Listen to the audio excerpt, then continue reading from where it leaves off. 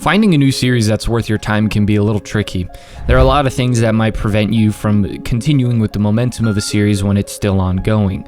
The long times between chapters if it's a monthly series like the one we are going to talk about, and sometimes you let the chapters stack up and stack up and stack up, and you've already moved on to something else. But I do think this is a manga that you should definitely get your eyes on, as I think it's only going to get better and better and better. It's done by one of my favorite manga authors of all time, Nie, which is something I wouldn't have necessarily expected from a series called Tower Dungeon. I brought it up to a friend of mine and he immediately thought I was talking about some cheap generic manhwa, but that's not the case at all.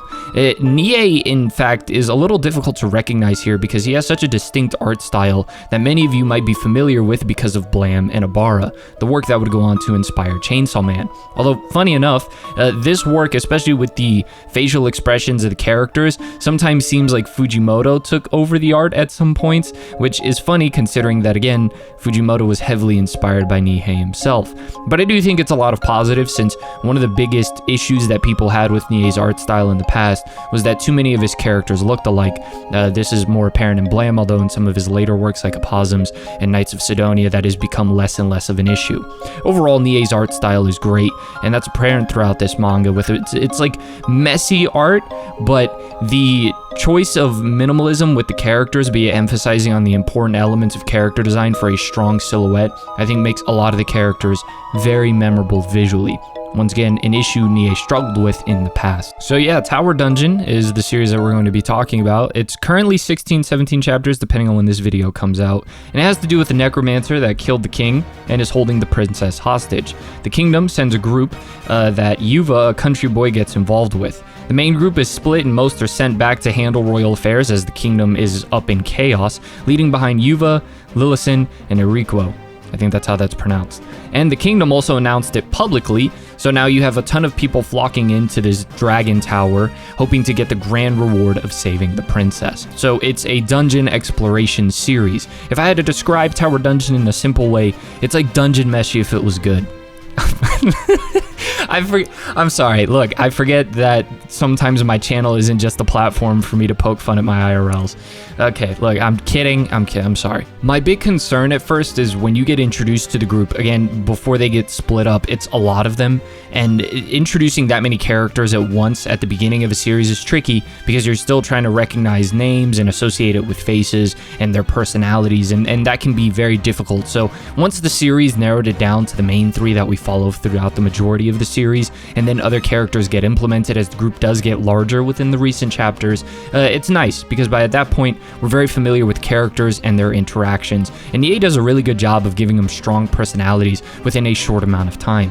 Hence why I do think that if somebody were to read this and eliminate who wrote this, you might be tempted to think that Fujimoto actually did work on this, since that is one of his strengths as an author.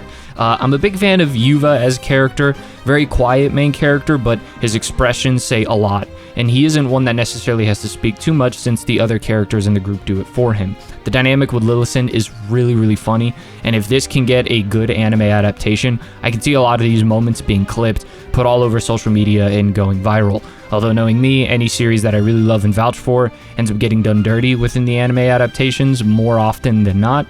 Just don't go through the track record, just believe me on this one, it's pretty bad. Also, if you've been watching for a while and you aren't subscribed yet, consider doing so as it does help a ton, as well as let me know your thoughts on reintroducing a bit of this casual format into the channel again for some of these less complicated video topics. Going back more into Yuva as a character specifically, it's very apparent that there is a mystery that is being built up with his character, one that has been revealed within the more recent chapters, and even before that revelation, I genuinely believed because of the nature of who he is, and because a lot of his personality and his qualities and his beliefs are yet to be defined, he seems to be a character that's really trying to figure himself out, and at the current moment is just surviving and caring for other people.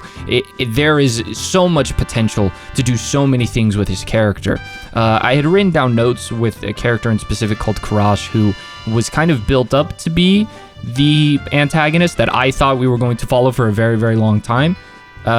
Slight spoilers, wasn't the case, but still a memorable character nonetheless. So I am really interested to see, outside of the necromancer, the big bad that we're introduced to at the beginning of the series, if there's going to be other major memorable antagonists that we see, and I think that would really help elevate the series even further, especially within the tension.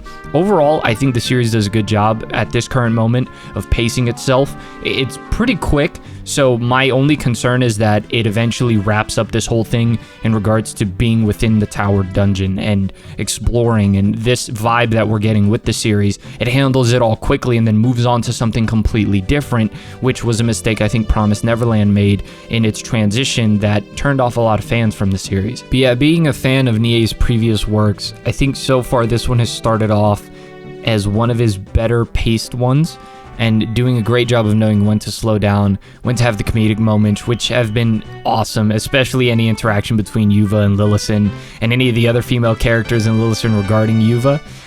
But it really has been a fun read, and I adore every aspect of it. The core parts of Nie's artwork that I really do love are there. His ability to communicate scale and environments is just fantastic. And as well as when he introduced a fucking Mouse Knight, I knew that this series was just, I genuinely, this shit is fucking sick. I'm impressed with how much I enjoyed this, and I continue to enjoy it more and more and more, because there were moments throughout the story early on where I felt I knew exactly what was going to happen, and it didn't happen.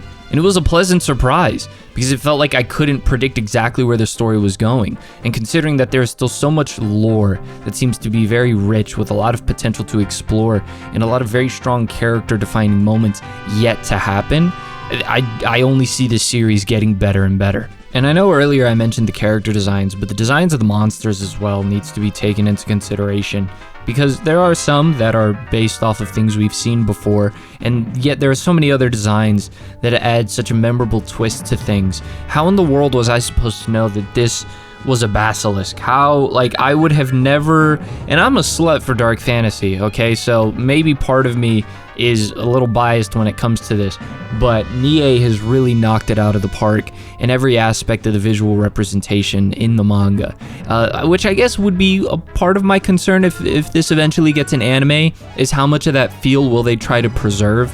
I think after what happened with Uzumaki and how iconic that series is, and it got one good episode and then that was it, I am a little worried that a lot of the essence and the appeal of what this series brings will get lost in translation in comparison to other fantasy series that have a bit more of a brighter palette to them and therefore are a bit easier to adapt.